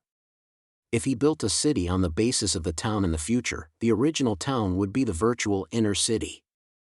However, Roland preferred to use first ring and second ring to describe it. Perhaps one day in the future, this place could be expanded into a megacity with 7 rings, and officially named the Imperial Capital. Finally, as for the construction of the Kingdom Main Street, some parts of the foot of the impassable mountain range had been flattened by Lotus, greatly reducing the construction time. Now the roads could go straight through. Your Highness, what's your next construction project for Lotus? Carl asked after reporting the progress. It could be seen that he was in extreme admiration of her ability to transform the terrain. He nearly proposed to recruit her in the Ministry of Construction and appoint her as the deputy minister. Well, Roland was also considering it. He had 3 major renovation projects to be implemented in the following days. The first would be the estuary project. They would look for a low opening in the southern mountain ridge and then level out the terrain to build paths to the shallow beach. This could only be achieved by using Lotus's ability. Once completed, the western region would own a seaward harbor. The second was residential expansion. Although City Hall had invested a lot of manpower and financial resources to speed up the construction of residential districts, nearly 3,000 people might still be without the warmth of brick houses come winter. The simple shelters and wooden sheds they had at present could not keep warm. He would need a number of cave dwellings with thick walls and heated brick beds to solve the problem. The last project was the construction of a shipyard. To produce shallow water gunboats, he had to build a spacious shipyard first. It could not affect the shipping on Redwater River. Roland planned to lower the riverbank on the west side of the town to form a dry dock. Then he could install a lifting valve at the side of the river to control water intake and runoff. It would be a large project with huge earthwork, which would also require Lotus's ability. After considering for a moment, he finally decided to give priority to residential expansion. Since they had brought the refugees from the eastern region to border town, they were responsible for their basic life necessities. If they froze or starved to death, it would not only be a major loss but would also lower people's sense of belonging to this place. So where should this temporary residential area be located? Carl asked. Located in currently the Surf Shack district. Roland glanced at the map. It's far from the defense line of the city walls. They'll also be sheltered from the wind by the impassable mountain range. After the Minister of Construction left, he was about to take a nap in his chair when Kyle Sichi came in. Your Highness, the large-scale acid-making process you required has been successfully developed. His words were a great relief to Roland's tiredness. He stood up from the desk in surprise. Really? Take me to see it. They came to the laboratory at Redwater River. Several gray tanks and a furnace had been built next to the fifth laboratory. Each tank was as high as 2 men and had a pipeline connected to its top. The tanks had a smooth shape, clearly Anna's work. My respects to you, Your Highness. A young man bowed to Roland. You're Chavez? Roland knew that Kyle had brought some apprentices and a distinguished alchemist from Redwater City, but this was his first time meeting this young man. You actually remember my name, Chavez said in surprise. Sir Kyle has mentioned you on many occasions. Roland patted his shoulder in encouragement. Nice work. Then he looked to the chief alchemist and asked, how is acid produced here? Kyle laughed while touching his beard. It was developed successfully, because I deducted the chemical equations completely from the elementary chemistry. Look at that furnace. The purified sulfur will burn in the furnace, and the resulting gas will go into the lead tank after further heating. Are all these devices made of lead? That's right. Only lead can withstand acid corrosion. Kyle nodded. The lead pipeline at the top of the tank keeps sprinkling down nitrosulfuric acid. Meeting hot sulfur dioxide, the nitric acid will decompose to nitrogen oxide, which will react with water and sulfur dioxide to generate the sulfuric acid solution. The solution will flow out of the hole at the bottom of the tank. The ingenious part of the reaction is that nitrogen oxide only acts as an oxygen carrier, but it won't be consumed. In this way, the need for nitric acid is very small.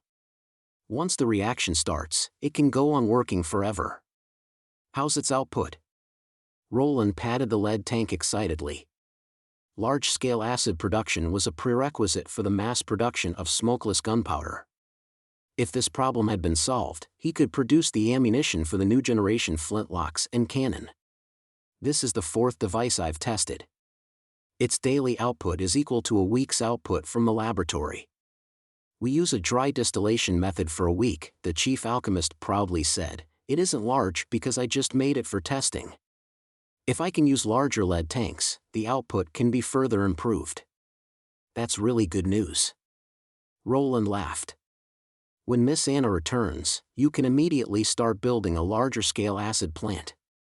In case the lead isn't enough, you can use iron instead.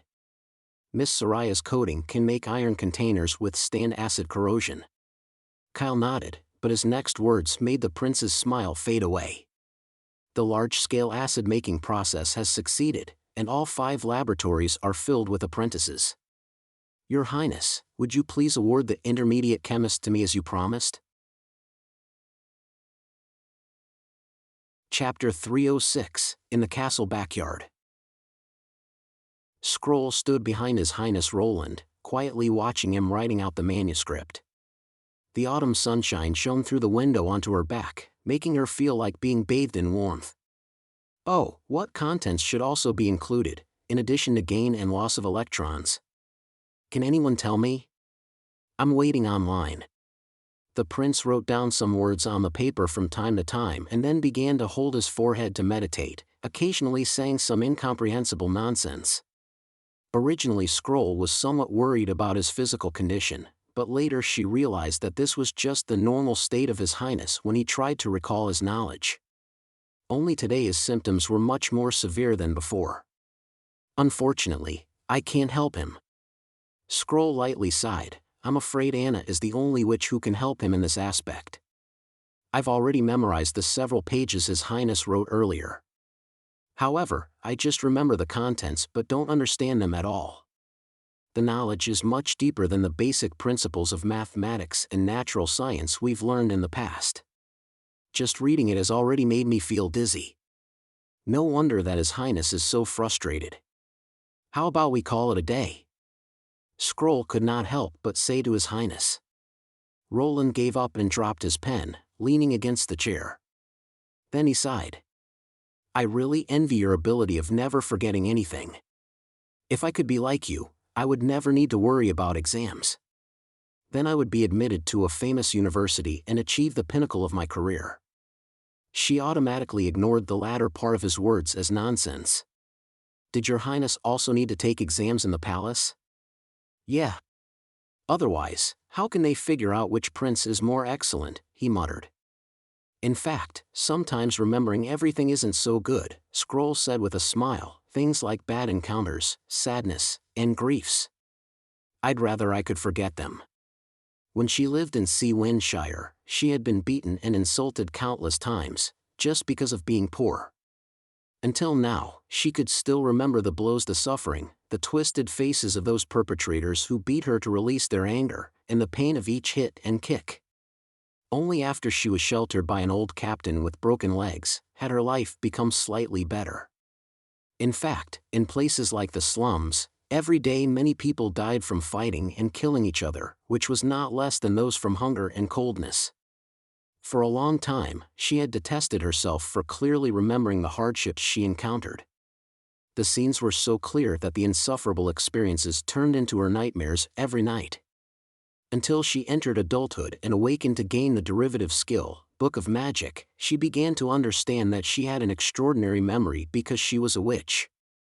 Roland probably guessed what she was thinking, and he showed an apologetic smile toward her and said, "You're right." Scroll suddenly felt warmth flowing through her heart. Few people cared about a witch's feelings, not to mention that this man was a prominent member of the royal nobles. It's all right. It's in the past, Your Highness. Roland Wimbledon was different from any noble she met. No, he was actually different from any men she met. He owned profound knowledge, yet thinking of passing the knowledge to others all day. He had a noble background, but yet he did not have an arrogant and refusing attitude toward others. He was admired by all the people and could do anything as he liked, but yet he did not, and instead, he would consider other people's feelings. A desolate and backward town had undergone earth-shaking changes within 1 year. The witches gained their long-dreamt peace and freedom, which all thanks to His Highness. If she had not experienced it by herself, she would never believe a ruler like this could exist in the world. Now, Scroll found that her thoughts were also changing little by little.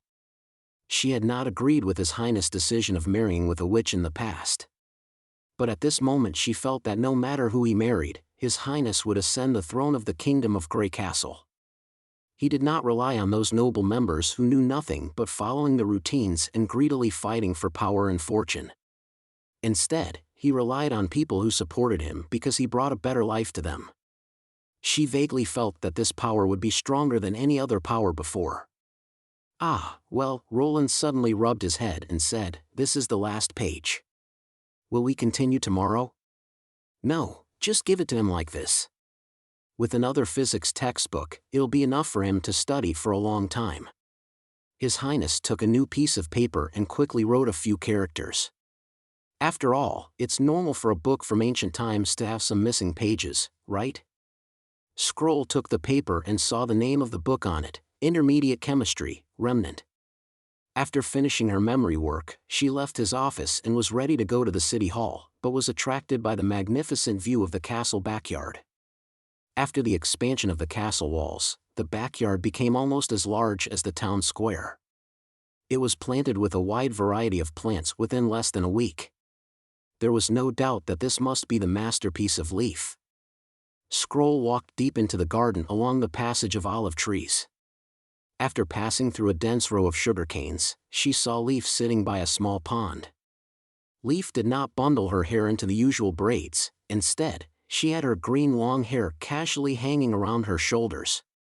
She was gently tapping water with her white feet, and holding some wheat grains with both hands and throwing them to the fish from time to time. Whenever a fish swam up and rubbed her toes, she could not help but chuckle. "Your feet have been healed?" Scroll sat down beside her. "Ah, Miss Scroll." She blinked, then nodded and smiled. "Yes, Miss Nana restored them to their original form, so I finally don't have to endure the pain of the toes in winter." "Have you personally improved all the plants in the garden?" "Yeah." Leaf happily pointed to the plants. "Those are grapevine sheds. Here are fruit trees and crops. I also asked His Highness to send some compost to test the absorption of new crops. There are dozens of birds' nests in the fruit tree area, so the carrier pigeons that Honey raises can all sleep in them." Scroll affectionately caressed her long hair and said, "I thought you'd be the first witch in the association to evolve your ability. After all, when we were in the impassable mountain range, the ability you demonstrated was nearly as strong as that of Kara." His Highness said the evolution of one's ability comes from the understanding of our own abilities. The plant cells are indeed incredible, but I've thought long before that they should have been the same. You see, a bunch of grass can gather together to form pliable vines. If they're different, how can they integrate together like that?" Scroll opened her mouth but did not know whether to comfort her or agree with her. Finally, she said, "Even if your ability doesn't evolve, you can still do a lot of things for His Highness. I feel it isn't far away from me." Leaf shook her head while her eyes were shining with excitement. "Animals are life, plants are also life, and even the parts that form them are also life. Birds need to nest on trees, and their feces can also fertilize trees. A forest can support every living being to grow, while it also expands because of the support of the living beings in return." She paused. "Looking at the garden, I think I've found a way forward." Chapter 307, A Knell from the Sky. The hot air balloon was soaring over 2,000 meters above the ground. This number was measured by lightning when she flew perpendicularly. The sky was loosely specked with puffs of white clouds that seemed so close to her that she almost felt they were within her reach. If she really wanted to touch them, however, she had to fly up for another several hundred meters. The entire hot air balloon was colored in white and blue, perfectly fused with the sky from a distance. Like the easterly wind number 1, lightning was also in camouflage. Since His Highness had told them that the raid must be quick and unexpected, the First Army landed before the boat arrived at the pier of Silver City and marshaled toward the backside of the mountain ridge nearby on foot. Thanks to Sylvie's monitoring, the army successfully reached the camp unnoticed. After tents were pitched, the Cloud Gazer slowly rose and was ready for bombing the following day. It had taken them a week to commute, and now it was exactly the beginning of mid-autumn. The white figure in front of the balloon was Maggie. As it was inconvenient to observe in the basket, she took over the guidance and scouting work. After turning herself into a goshawk with white tail feathers, Maggie was thus able to quickly capture various roads connecting cities and towns, as well as carriages running on these roads. It seemed that Goshawk's eyes worked better than a telescope for scouting. Lightning was happy to know that Maggie at least could not help adjust the landing spot of the bomb. Otherwise, she would truly become an idler. "Are you tired?" Anna asked while leaning against the basket. "Get in to take a rest. There are no demons right now anyway." The little girl shook her head. "I can fly at this speed for a whole day. Are you a bit nervous?" Wendy also joined the conversation. "Certainly not." Lightning twitched her mouth. "I've practiced a lot of times. Plus, the palace is huge. There's no way I'll miss the target." "Really?" Wendy smiled. "In any event, don't force yourself. His Highness has said safety is a top priority. Plus, You don't need to worry too much about what happened during the investigation of Devil's Town. It wasn't your fault. Well, Wendy continued in a gentle voice, everybody knows that you've been in low spirits for the past few days. You weren't afraid, but were simply not good at battling. If I were you, I wouldn't necessarily have done any better. Wendy's right. Most witches don't possess the combating skills that Nightingale does. Anna comforted Lightning. Come in and have a rest. You'll need a lot of magic power to adjust the landing spot of the bomb later. Persuaded, Lightning let out an imperceptible snort and flew into the basket, head hanging. Before she completely landed, Wendy had pressed the little girl firmly into her chest. Nobody will blame you, so you don't need to cast the blame on yourself, understand? Yes. After flying for the whole morning, Maggie returned to the Cloud Gazer while flapping her wings and reported to the 3 people in the basket. The King's City of the Kingdom of Grey Castle is right at the front. We're almost there, Chew. Lightning left the basket and raised the telescope. Like Prince Roland had said, the magnificent city wall of the King's City, which wound like a blue thin thread that twisted and crooked along the whole city, could be easily detected from above. In the middle of the gray color block stood out a nail-sized white dot.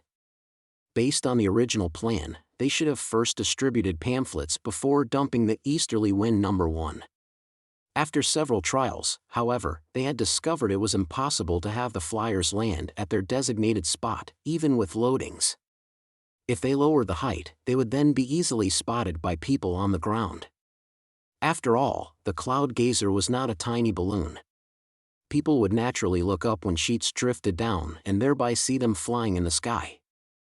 As such, His Highness had at last asked Theo to spread the message, whereas they were only responsible for bombing the palace in the air. Wendy manipulated air currents to let the basket hover above the King's City. Are you ready? Lightning gave an approving nod and said, open the valve. With a clink, the heavy bomb was detached from the basket and plunged straight down to the ground. As the loading was abruptly discharged, the hot air balloon rose swiftly. Lightning was too familiar with the steps coming next. As the parachute at the end of the Easterly Wind No. 1 slowly opened, Lightning soon caught up with the bomb and started to adjust its trajectory little by little. For witches of the Witch Cooperation Association, the King's City was familiar to them. During the time they had traveled to Barbarian Land to seek Holy Mountain, they had hidden in the slum of the city for a few months. The purpose of staying in the King's City was to collect food and recruit new members. In fact, Soraya and Echo had joined the Witch Cooperation Association during that time period. Although having not personally experienced herself, Lightning had heard witches were less tolerated in the King's City than in any other cities. Witches were executed almost every month at the square in the outer city.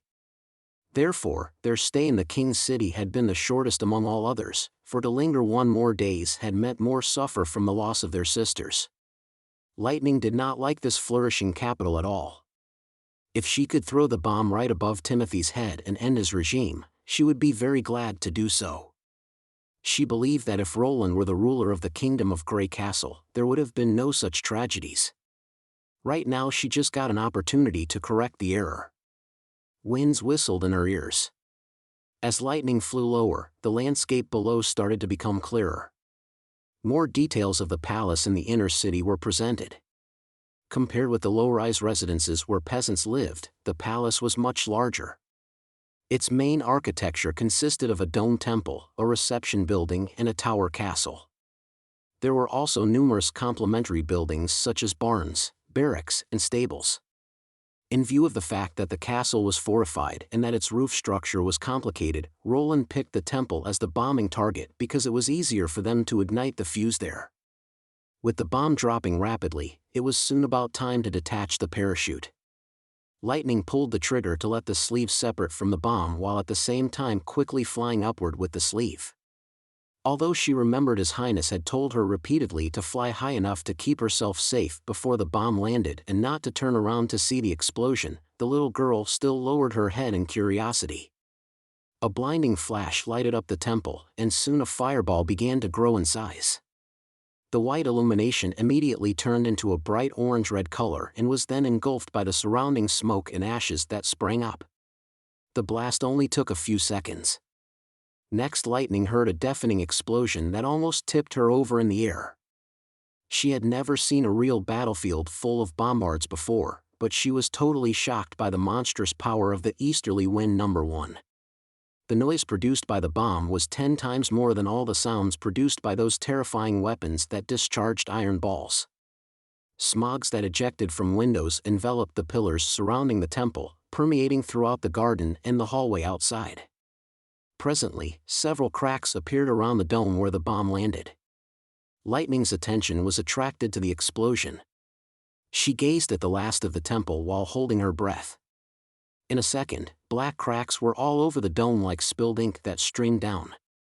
As the bombing continued, the dome finally failed to support itself and collapsed, kicking up an even thicker gust of ashes and crumbs. The temple of the palace crumbled under the fierce attack of the easterly wind number 1. Chapter 308, Terror. For the past few days, Theo had been in touch with His Highness on a daily basis. Although he had witnessed numberless incredible incidents since becoming Roland's guards a year ago, the new order he had received again blew his mind, making him feel bewildered. To advertise the bombing of the palace of the king's city and spread the rumor that it was actually a punishment Roland Wimbledon imposed on Timothy Wimbledon? When the militia who used to attack the western region had retreated to the king's city, Theo had heard warnings from those soldiers. At that time, he had simply thought their warnings were another Roland's bluff or distraction strategy. He had believed that the prince's real intention was, as what Garcia had done, to attack and loot other cities before winter while Timothy was busy with defense work. However, the subsequent order from Border Town alarmed him. It appeared that His Highness did mean to attack the king's city, as he had instructed him to make preparation for pre-war political propaganda. The latest order specifically stated that Roland would launch an attack on the first day of mid-autumn, which was exactly the time previously warned by the militia. The order read, "Advertise the bombing of the palace and tell the public it's a punishment." This meant His Highness would directly attack the inner city of King's City. Theo wondered how it could be possible. The city wall of the King's City was the strongest one throughout the Kingdom of Grey Castle. It was as thick as 2 residence buildings putting together. Even bombarded by the cannon invented by His Highness, it was still impregnable. Apart from the fortified castle, there were numerous knights, guards and recruited militia defending the king's city. The prince would need to have an army of at least 10,000 people to penetrate the defense line. As for employing witches to launch a sudden strike, it was also a too optimistic and unrealistic tactic. There were incessant god stones of retaliation in the palace, and those in halls and bedrooms were giant in size. They would immediately render witches powerless once they entered the room. This was also why nobody had retaliated for the massive witch hunt Timothy was conducting so far. After all, it was impossible to assassinate a royal family member in the palace. The strategy would also bring another potential problem. If a witch did manage to murder Timothy Wimbledon, the church would probably benefit the most from its outcome. With simply a little instigation, the church would be able to condemn Prince Roland for colluding with devil's minions to usurp the throne. By that time, nobles would have also united together to resist Roland's army. With that being said, Theo believed that as smart as the prince was, Roland must have already foreseen these prospective difficulties. So, how would His Highness break into the inner city? "Your Excellency, did you wish to see me?" Just then, Hill Fox pushed the half-open door and entered the living room. Theo spread out his hands. "I'm waiting for a new order. Please take a seat." "Okay." Perceiving the surprised look of the former acrobat, Theo smiled wryly. Normally he would clearly communicate the order to these people, but this time, he felt hard to hand His Highness task in advance. If the palace was not bombed, not only would he look very absurd to issue this order, but it would also compromise the prince's integrity at the same time. On the contrary, if His Highness did succeed, the shock created by this operation would be revolutionary. These people would build greater confidence in Roland's plan, for they would witness what a dangerous threat His Highness could pose to Timothy's ruling without even physically being here.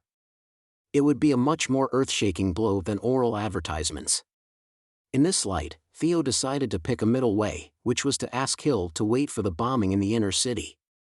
If the prince did implement his plan, then so much the better.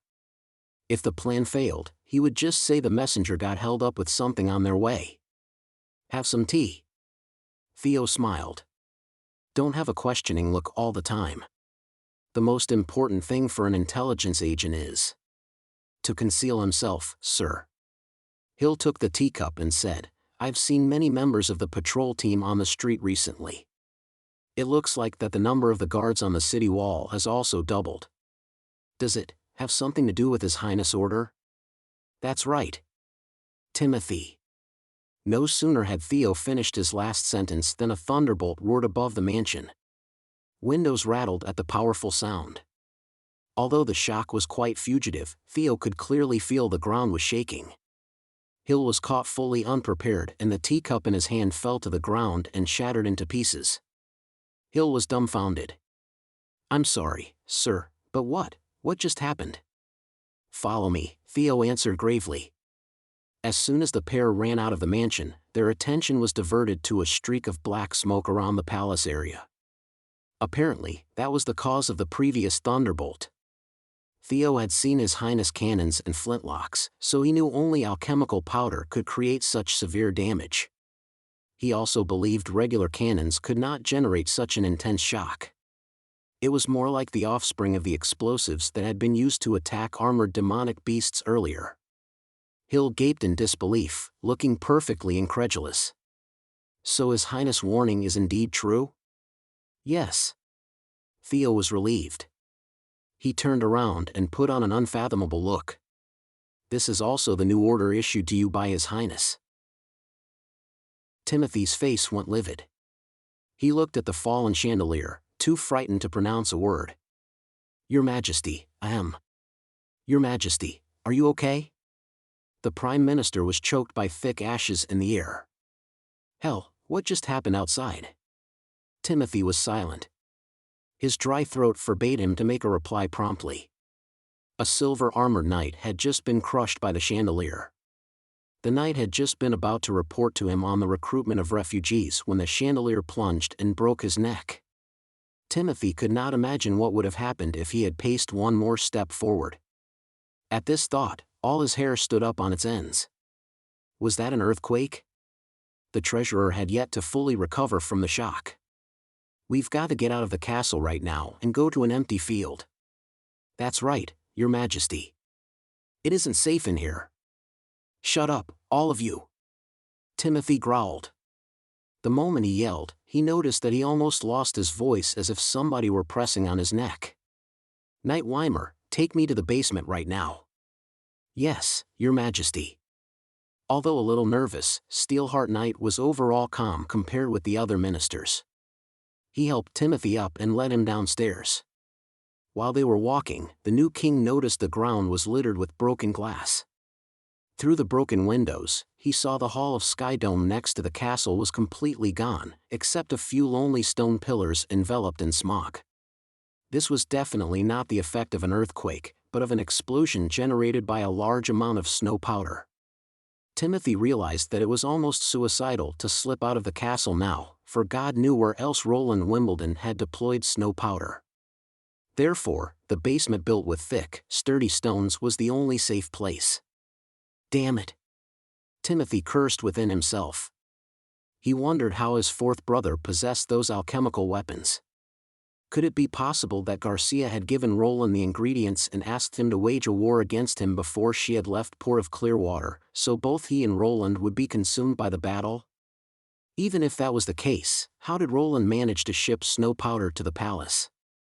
Even an extraordinary witch could not possibly do so. You take the knightage to conduct a thorough search of the palace, especially of places for hiding snow powder, such as the drainage system, the garden and the barn. As soon as Timothy stepped into the basement, he gave his order to Steelheart Knight. Once you've found someone that appears suspicious, arrest him immediately, no matter he's a noble, a guard or a servant. I want you not to miss a single soul. Yes, Your Majesty. The new king did not realize that his back had been covered with cold sweats until Knight Weimer departed. He could not believe that Roland had indeed succeeded in hiding snow powder in his palace unnoticed. It did not matter what method he had used. If he could hide snow powder in the palace, he could definitely put them in the castle as well. You aren't as safe as you've accepted. By then, every civilian will notice that your throne is hanging by a thread. Timothy shuddered at this warning. Terror started to slowly creep in and in the end seized him after his fury gradually dissipated.